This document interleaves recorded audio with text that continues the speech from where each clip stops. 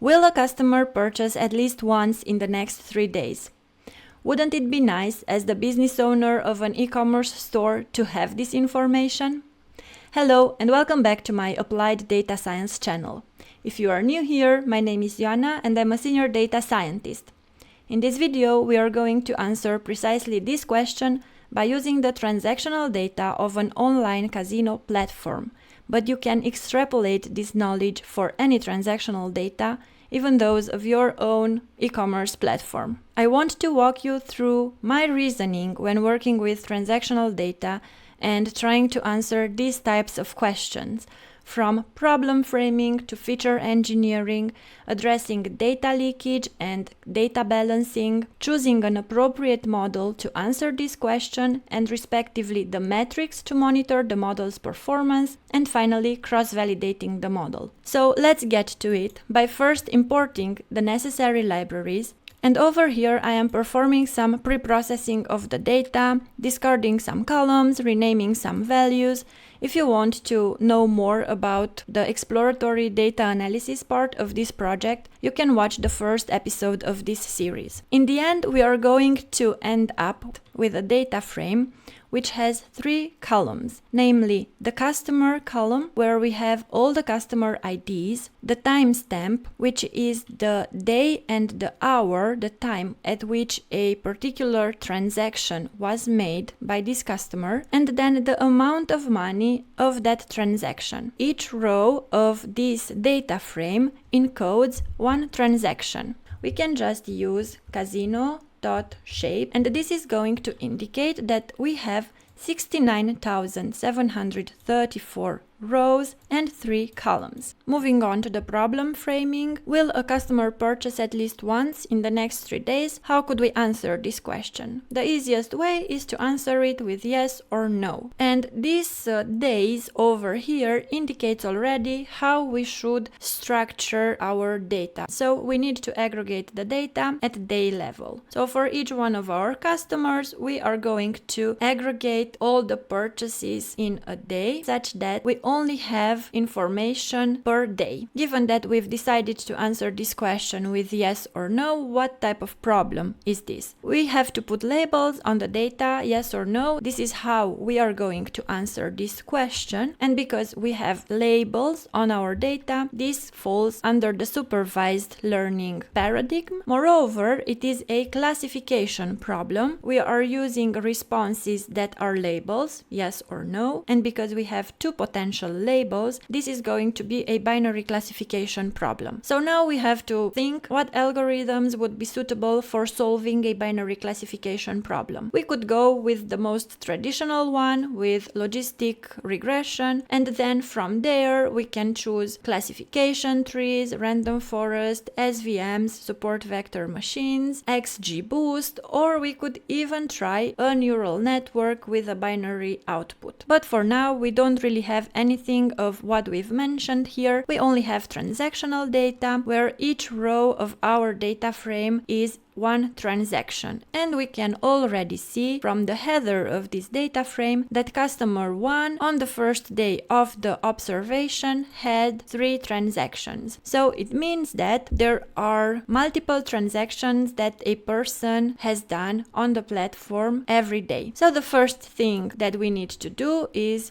to aggregate this information such that now, instead of having one transaction on each row of the data frame, we have one day on each row of the data frame. In order to aggregate our data at day level, we are first going to create a new variable that is called day, and what we will do is discard the time data from the timestamp column. We are extracting the timestamp column and then applying a datetime floor, and by mentioning over here the d parameter, it means that we are flooring the timestamp to day level. So we will discard all information that we have about the time. And just to show you how this looks like, as you can see over here, we have a new column, but we only have information about the date.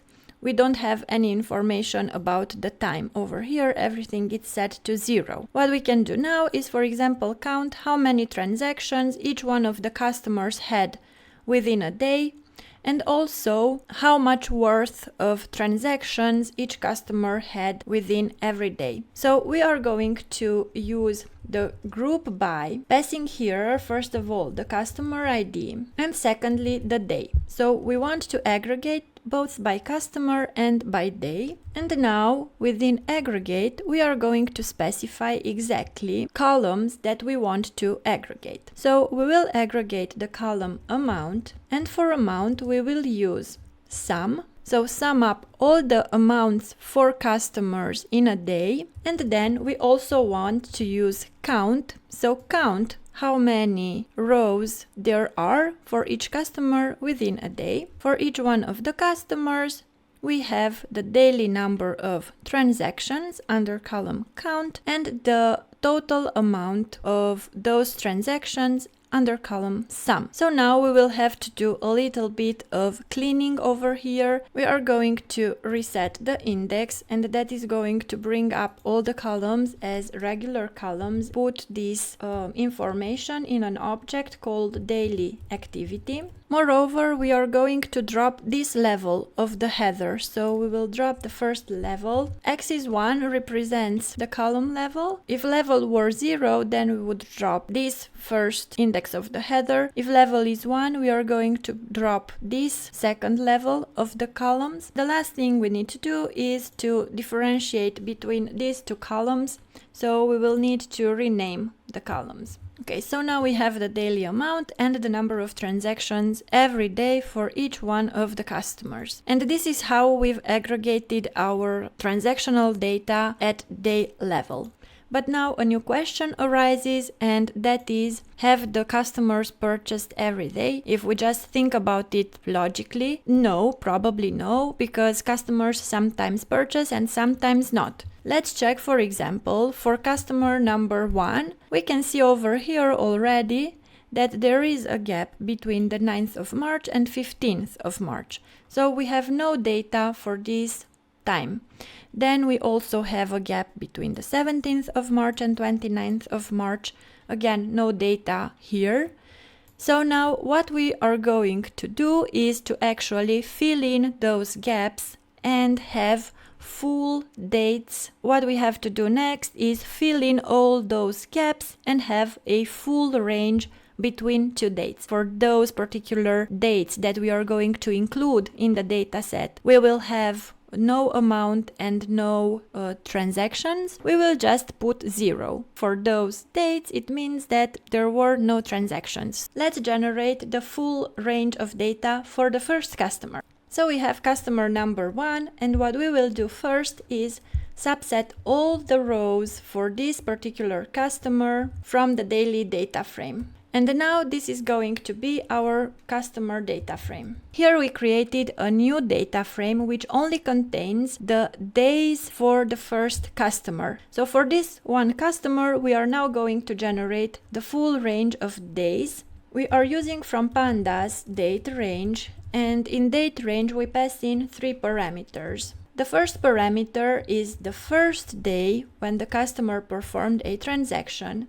The second parameter is the final day when the customer performed a transaction, and we are specifying the frequency to be at day level. So now let's check the length of the customer full date range. So we have 365 days. Let's check how this looks like. We see over here that we have a date time index. As we can see over here, the customer data frame has as index numerical values. What we'll have to do now is to change that to the day column. So we will put the day column as the index. Under keys, we are specifying the name of the column that we set as index, and we are just overwriting this data frame. And now we can see over here that the index changed. So now the column day is on the index position. In order to insert all the missing days in here in the data frame, we have to reset the index to be the full date range. We are doing that with the reindex method, and we are passing in the customer full date range, which we've seen previously. It was an object of type index as a list. And then we need to specify the fill value. So what are we going to fill all those missing days with? And we choose to fill them with 0. If we go again to check the customer data frame between 25th and 35th row, we see over here, for example, that for these days we have no data, but we also have zeros under the customer column. So here we want to keep the correct customer ID. We are going to replace the customer column with an object which only contains the customer ID of the length of the customer data frame, because now the customer data frame has more rows. So now that we've filled in all the missing values, we can once again convert this index column day into a regular column. So for that we'll need to reindex our data frame and overwrite customer df. And now we see that day is a regular column. So what we've done over here is to fill in all those missing days for customer number 1. This is something that we will have to do for each one of the customers. So now that we've done it for the first customer, let's put this into a for loop over here for every customer in customer IDs. So we are going to iterate over all elements of the list. We are just going to perform exactly the same processes that we've performed with the customer. So now for each one of the customers, we are going to generate the full date range. Then we are going to set the index to be the day column and array index with the customer full date range. We are going to fix the customer column and then reset the index. One step that is missing here and we must add is store this customer data frame into our full customer data frame. So here we are going to actually append or concatenate all the individual customer data frames. So the full customer data frame is going to be, after each one of the iteration, larger. We are using from pandas concat and then passing in as a list the two data frames that are going to be concatenated, full customer data frame and customer data frame. And at the end, when we run out of IDs, of customer IDs, we are going to reindex our full customer data frame. The index values go from 0 to whatever the length of this new data frame is going to be. And now we are going to run this and generate full range dates for all of our customers and store this information in a new data frame called full customer data frame. Okay, and now we can see that instead of 28,000 rows, we have 164,000 rows. So we've added all those dates with 0 number of transactions to our data frame. Let's go into feature engineering now. The question is, will a customer purchase at least once in the next 3 days? The first thing that comes to mind is, let's look at the history of this customer and see what the customer has done over the past days, and then check if within the next 3 days the customer purchased or not. So this is how we are going to actually create our data. How we go from transactional data that we have over here to data that is labeled and suitable for being input into a machine learning model. Consider this red square a sliding window. Yes, let's look, for example, at the amounts of money that the customer spent in the last 2 weeks. So in the last 14 days, these are the amounts of money that the customer spent. And now we create the label for these amounts of money. Did the customer spend at least once in the next 3 days? Yes, the customer did that. So this label is going to be 1 if we encode yes with 1. Then we go to generate the next sample of our data set.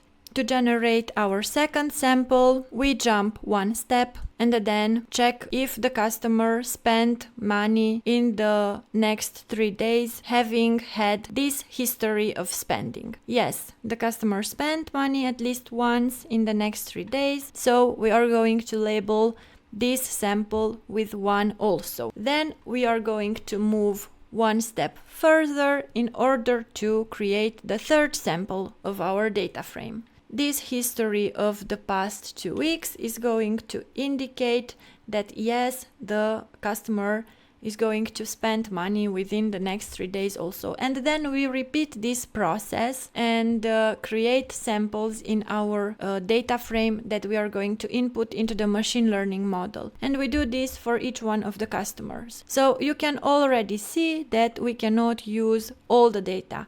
If a new customer comes along, then we will have to wait at least 14 days until the customer has a history in order to be able to predict a label for that particular customer. If you consider that 2 weeks is too long and you want to reduce this to, for example, check the history of the last week, you can do this. Just as before, we are going to create a new data frame called ML data frame, where we are going to store all the features and the responses for those features respectively. We are building this as I exemplified in the pictures before. We are going to subset from the full customer data frame all the rows for a particular customer. And remember that the full customer data frame contains both days with transactions and days without transactions. We are going to store the features in a list, and these features are going to be historical data, and then the responses will be stored for those features in a different list. The cutoff indices indicate what is the length of the history that we are checking when labeling the data. We are looking at 14 days of data. So 14 days previously, we look at the historical number of transactions or amount spent by the user on the platform, and then we use next 3 days in order to check whether a transaction was made or not. As long as we have data for a customer, we are going to proceed with looking at the number of transactions from this customer data frame and subsetting the first 2 weeks of data, the first 14 values. We are going to store this into a list and consider them to be the first 14 features. Then we are looking at the next 3 rows of the data, so from 14 to 17, and we check if there are non-zero values, and we count how many non-zero values there are. If there are 3 non-zero values, 2 or 1, so if at least in one of these days there was a purchase, we are going to create the response to be 1. 1 means that within the next 3 days there was a purchase. 0 means that within the next 3 days there were no purchases. And we are going to append this response. Then what we need to do is to increment our cutoff indices. So this is where we set the step to be 1. Once we have our features and our responses, so this is going to be 1 row in our new data frame, we move 1 square down, and again we look at the next 14 days of data, the next 3 days of data to build the label, and so on. So the step is 1 here. Our features now are stored in a list, so we'll need to convert them to a data frame, and to that data frame add a new column response, where we add all the responses for this particular customer. And the next what we need to do is to store the information for all customers into our machine learning data frame. So this is the idea behind performing feature engineering. Of course, we can add additional features. Additional features might help capture more information, better information that is going to help predict better whether a customer is going to purchase something within the next 3 days or not. So we can also add the number of days with money deposits in the last 14 days, in the last 7, or in the last 3 days. We can consider the maximum number of daily deposits in the last 4 days. We can also consider the amount that was deposited in the last 7 days or the average daily amount deposited in the last 7 days. You can creatively engineer these features and then just test which work better and which not. So let's run this cell and then inspect the data frame. The columns are from 0 to 21, and then we have the response on the last column, which is a numerical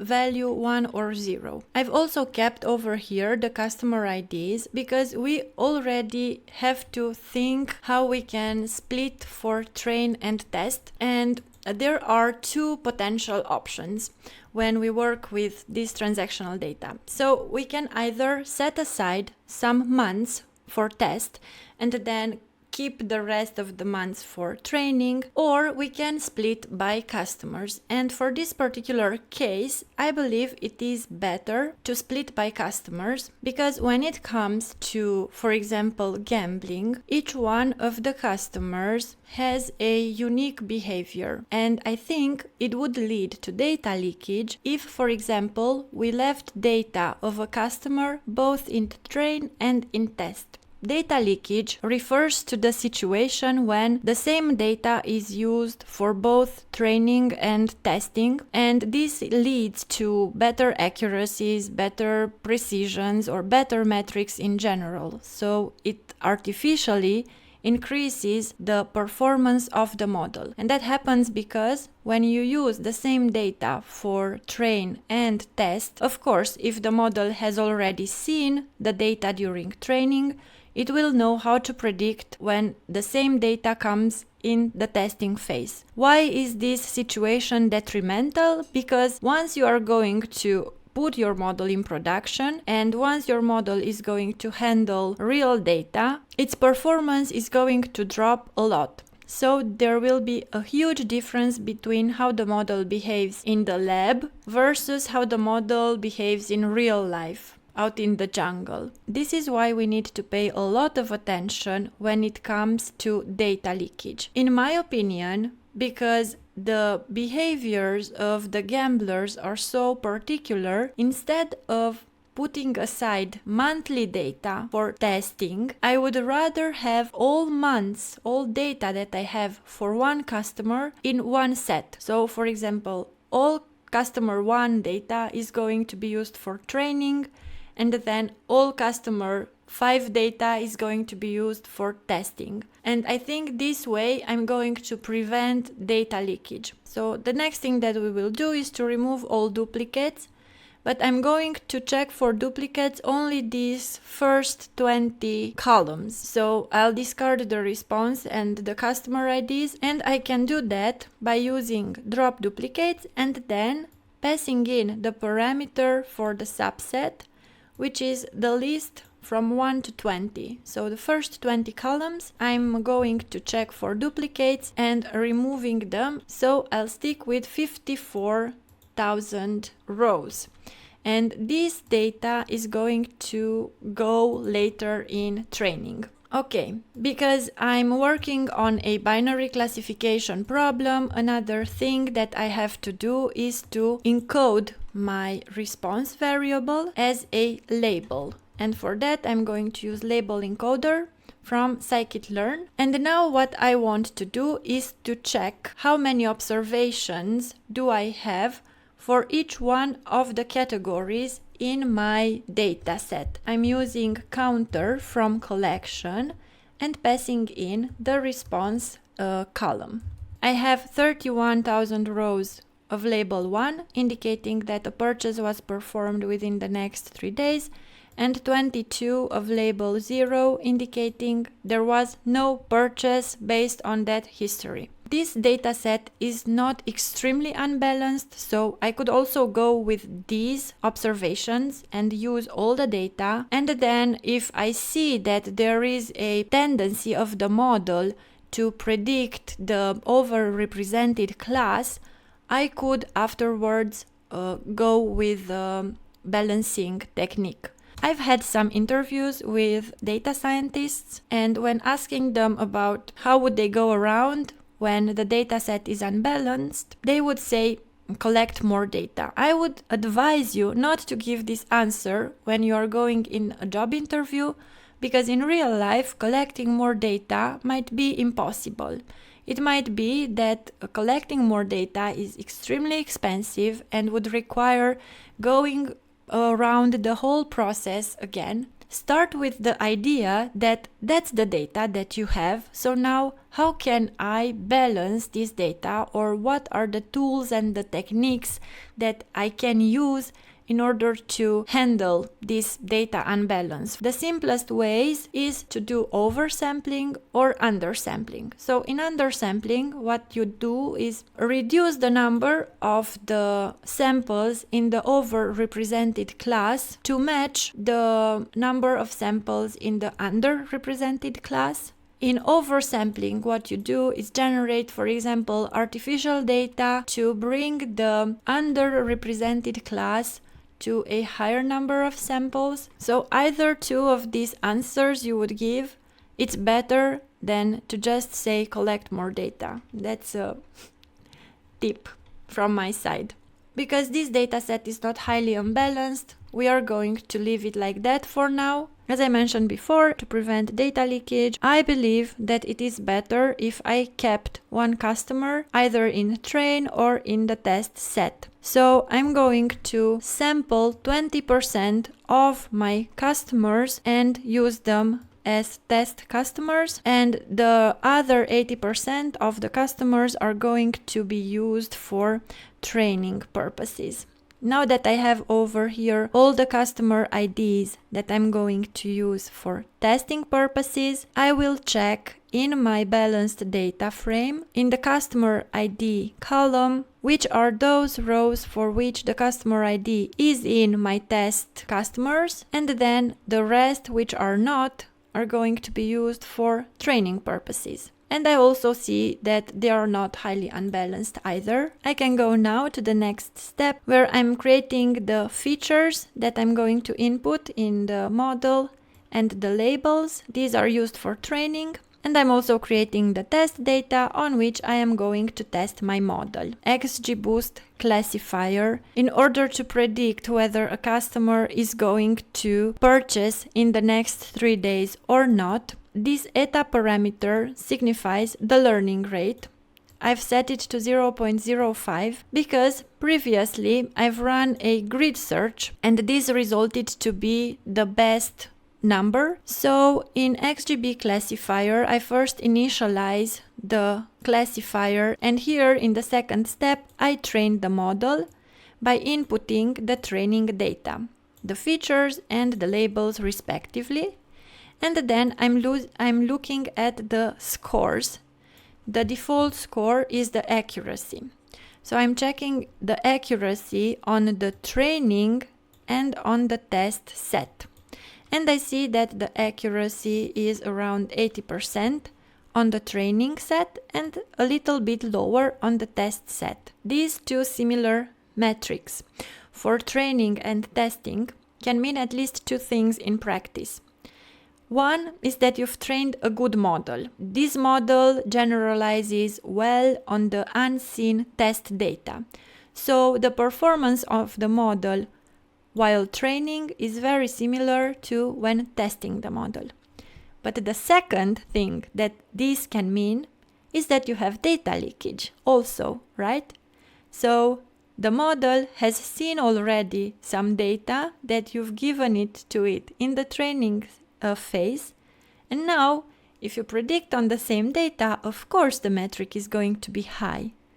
So please pay a lot of attention once again to data leakage and how you think about splitting your data in training and testing.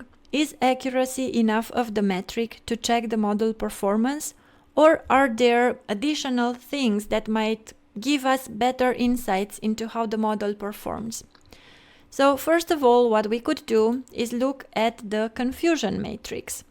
Look at the true positives, true negatives, false positives, and false negatives, and from them calculate the recall, the precision, the miss rate, and so on. We are using the predict method from our previously trained model to predict the labels on the test features, and we store it in the object predict labels. And then we run the confusion matrix to compare the true labels of the test set against the predicted labels from our model. And this confusion matrix is a 2 by 2 object with 2 rows and 2 columns. And these numbers on the diagonal represent what the model has correctly classified. This first number on the 1, 1 position are the true negatives, and here on the 2, 2 position is the true positive. The accuracy is computed by adding these two numbers and dividing it by the total of the matrix. So what the accuracy actually means is how many times have we correctly classified out of the entire dataset that we've looked at. Other metrics that might be of interest to us and very informative would be the precision, the recall, and the miss rate. What the precision is actually the number of true positives, or what we've said that's positive and it is truly positive, over what we have said it is positive. If our model has a tendency to always predict positive, this precision is going to generate a low number. So we want the precision to be as high as possible, as closer to 1 as possible, because that means that the number of false positives, or what we wrongly classified as positive, is going to be a low number. What the recall does, it looks at the number of true positives over what it is truly positive in reality. How much power does our model have to truly capture the positive cases out of everything that's positive in reality? So that's the recall. We also want the recall to be a high number, as closer to 1 as possible, because that means that we reduce this false negative number. These false negatives are those customers who we say will not purchase in the next 3 days, but they will actually purchase in the next 3 days. If this false negative number is high, then it means we would, for example, send alerts and offers to somebody who would already buy in the next 3 days. So this would make no sense. The false negative rate is what we miss. Out of all the customers who are purchasing in reality within the next 3 days, how many do we say will not purchase but actually would purchase in the next 3 days? And now, because I'm interpreting these numbers and I'm thinking logically about what they mean, I'm actually thinking that instead of encoding with 1 a customer that is going to purchase in the next 3 days, we should encode with 1 that customer who won't purchase in the next 3 days.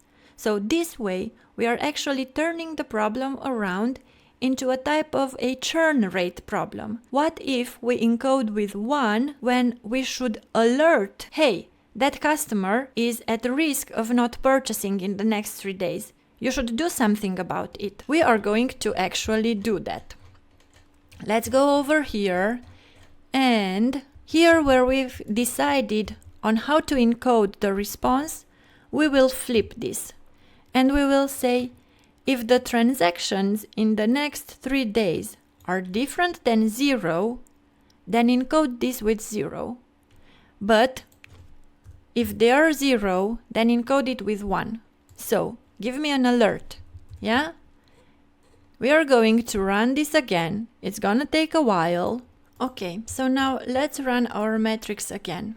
So now our positive is that customer who didn't purchase in the next 3 days. That's our positive. That's our truly positive. So then the false negative is that customer which in reality didn't purchase So in reality, it was positive, but our algorithm classified it as being a negative, as purchasing in the next 3 days. I hope this makes sense. So the false negatives are actually those customers that are going to churn our service, but our model is not able to capture them, right? What we want is that if a customer is at risk of churning, of leaving our service, our model is going to alert us, so the marketing department can send some campaigns, some discounts, and keep that customer. The true positives are those customers that indeed are captured by the model as at risk of leaving, so the marketing department can have strategies to preserve those customers. So now what the recall indicates is, out of all those customers who are truly leaving the service, out of those customers who are truly not purchasing within the next 3 days, how many are captured by our algorithm as indeed not purchasing in the next 3 days? That's the recall. And we see here that the recall is 86%. So we are able, or our model is able to capture 86% of those customers who are not going to purchase in the next 3 days, and the marketing department can act on it and actually preserve those customers. But that's not our problem as data scientists anymore. We can give them the numbers, we can give them the customer IDs, and they can act upon it. The miss rate is what our model is not detecting as being customers at risk. So these are going to be those customers who will be missed, 13% of them. But our model is also giving false alerts. So it is also indicating that some of the customers are at risk when they actually are not, when they actually are going to purchase in the next 3 days anyways. And that's encoded in the precision. The precision is 66%, which means that this false positive number might be a little bit higher, given that we aim at a precision close to 1. And this means that the marketing department is going to offer some discounts and apply some marketing strategies on the customers which are not at risk of leaving the service, so that might just be some money not so well spent. If we want to check how much we can trust in our result, we could do a cross-validation of the model. What we want to ensure with cross-validation is that this particular performance of the model is not due to how we've split our dataset in train and test. So assume that by chance the best split of our dataset is generating these metrics, and then if we had any other split, the metrics would be worse than this. So with cross-validation, we are going to split the dataset 5 times into train and test. We are creating 5 folds, but this is not going to be a random cross-validation. As we've split our dataset before, we are making sure that we don't have any data leakage. One customer can be in only one set, either train or test. So we are splitting the customers based on their IDs in train or test set. And we are creating 5 folds to store these IDs in this dictionary that is called folds. Each train and test key are going to encode the IDs of the customers that will be considered for train and for testing purposes.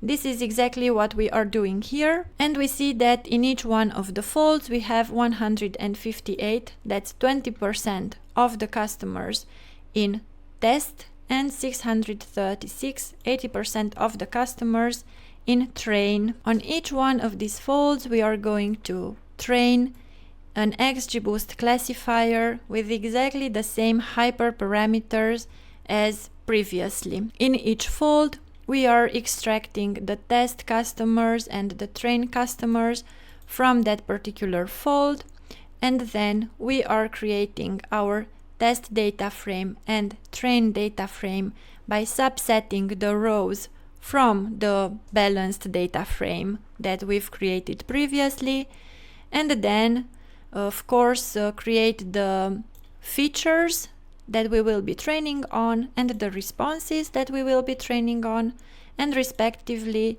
the test features and the test labels. Then we are training the classifier with fit over here on the training dataset, and we predict the labels on the test features to later run a confusion matrix of y-test and predicted labels to compare the ground truth against the predictions of the model. We are going to look at each one of the recall, precision, accuracy and false negative rate, and append these values to some lists that we have here, and these lists are empty at the start, but then they will contain 5 accuracies, 1 accuracy of the model for each fold, 5 precisions, 5 recalls, and 5 miss rates. So now what we do over here, we put each one of these lists of metrics for each of the folds in a dictionary, convert that dictionary to a data frame just to visualize the metrics. And here across all 5 folds, we can see that there are not much changes in the accuracy, in the recall, or in the miss rate. There are some variations over here in the precision. So it seems that there is one fold which would yield a better precision than the others, and also one fold which yields an abnormally low precision. What we can do is, instead of giving numbers when reporting the performance of our model, just say that this particular model could yield precisions within this range, and then give the lower and the upper range. For a starter, I would say this base model, this benchmark, is very good. It yields very good metrics. It has good performance. How could we improve on this model? I would try to balance the dataset using, for example, undersampling, because that's the simplest way, and then see what happens. Another way is performing feature engineering. Check if adding additional features would capture the behavior of the customers better. The third point is hyperparameter tuning, or even playing around with different binary classifiers and then see if there is a difference in performance between classifiers. That was it for today. I hope you learned something useful from this tutorial, and I hope that you are feeling more confident in working with transactional data. If you've enjoyed the video and you would like to learn more about applied data science topics, then subscribe to my channel. I frequently post videos like this where I go through the way I'm reasoning and thinking about a problem and how I approach problems in data science. I feel that if I've had that as a junior data scientist, I would have progressed so much faster than I did. So subscribe and hit the like button, and I hope to see you next time. Bye bye!